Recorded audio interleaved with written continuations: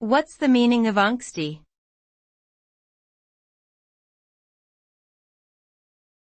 Angsty.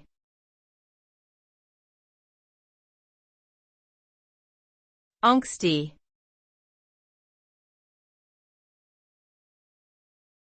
Angsty.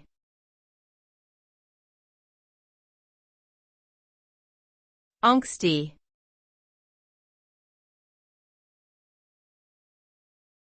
Angsty.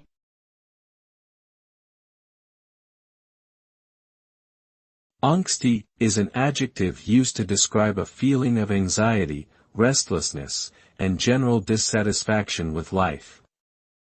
It is often associated with teenage angst, a period of emotional turmoil and confusion that some adolescents experience as they try to navigate the complexities of growing up.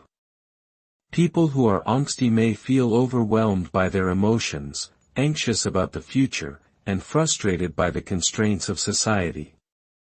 This term can also be used to describe art, music, and other forms of expression that convey a sense of moody introspection or rebellion against the status quo.